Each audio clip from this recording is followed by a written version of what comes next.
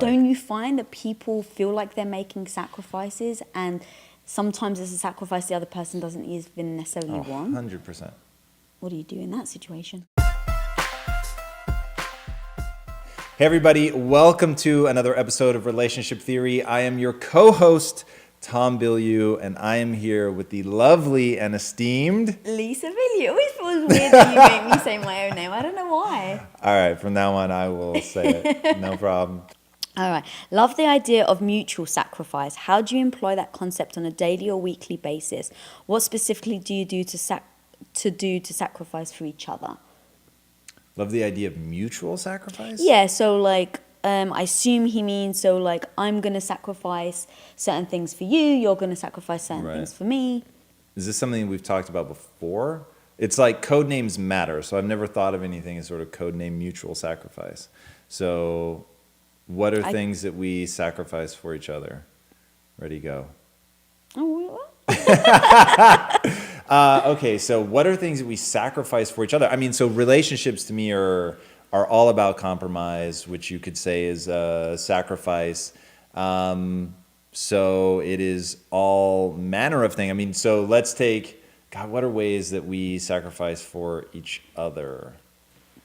I sit at dining room tables. I literally was about to say, you hate sitting at the dining room table. But It's honestly, such like a small, petty thing. But here's the thing, though. It's those small little things, right? And I think that that's actually really important to address. It's the small little things that add up, right? It's not necessarily the grand things. Like, at least for me, like because he says on a daily or weekly basis. It's not like I'm sacrificing major things in my life every single day that we're together. So he's saying, what are daily, weekly sacrifices that we make for each other? Right. So it's okay, that's perfect then. How do you employ those concepts on a daily and weekly? All right, I'm gonna give you all kinds now that I really understand the question. We have two shower heads in our shower. We like to shower together. I always take the little shower head, and then she'll fight me for it and say, no, let me do it. So that's one thing. I believe that if physical suffering needs to be endured, that I should be the bearer of the physical suffering. So if it's cold, I would give her my jacket. If there's only one food item left, I would give it to you. Like anything that has to do with physical suffering, I believe, in the male-female dynamic, it is for the male to suffer the physical pains, indignities, all of that. If there's one chair, you should get it, like on and on and on. You, on the weekends, are always making my food so that I don't have to fuss, which is a big deal. I hate sitting at dining room tables. It just is what it is.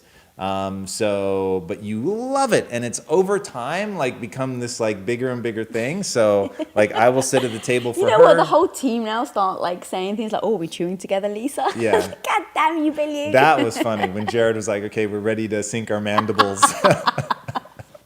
I thought that was amazing. Yeah. But it's the little things. It's the tiny little things that the other person's going to appreciate that you do 2-3 times a day that makes them feel. But let's keep giving them specifics. Okay. So what are other things? So I hate to fuss. So you do like virtually all of my fussing, which is massive. In the business, same thing. Like setting up the set and all that. You do all of that. I sacrifice a lot of time with you.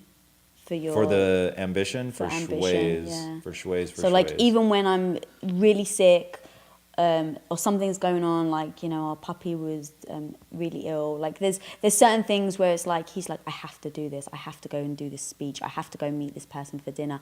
And it's like, it's a sacrifice because I just want to be with you and I want you to cuddle me and just make me feel better.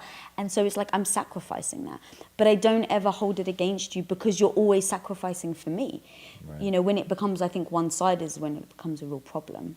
Yeah, so when the alarm goes off in the middle of the night, I'm the one that deals with it. Yeah.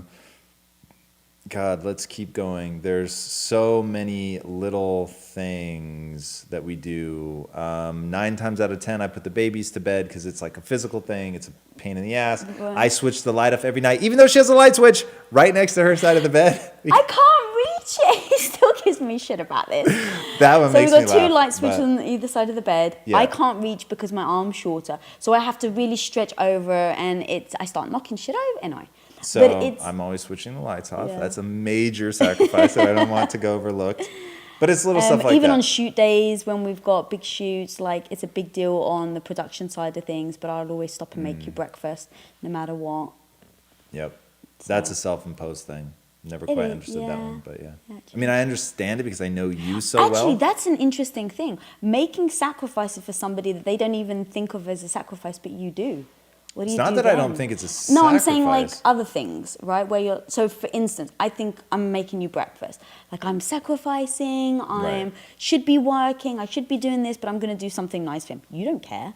Yeah, that's an identity thing. So for you to be able to identify as the good wife, as you define it, then that breakfast, I guess because I'm prepping, you feel is like a huge expression. Because Okay, on but- days when I'm not prepping, you don't think about making the Right. food, you don't make food. Sure, but like even beyond that, one right? thing, like- Don't you find that people feel like they're making sacrifices, and sometimes it's a sacrifice the other person doesn't even necessarily want? 100%. What do you do in that situation? Depends on what it is. 9 times out of 10, I would tell people give the gift the other person will actually be able to receive because they want it. But there are times for sure where to be consistent with my identity, I would need to be that way. So yeah, I mean, that's just, so at that point, it is irrelevant what you want. It has to do with my own identity. But I think it's important to discuss that, because if you think that you're sacrificing and you're like, all I do is sacrifice, I keep giving, I keep doing this, I keep doing that, and it's not actually something they want, so they don't even realize that you're sacrificing and getting frustrated because you feel like you're doing it. Right. Like that can be tricky. So why don't you answer the question as the one who does sacrificing that I patently tell you to stop doing?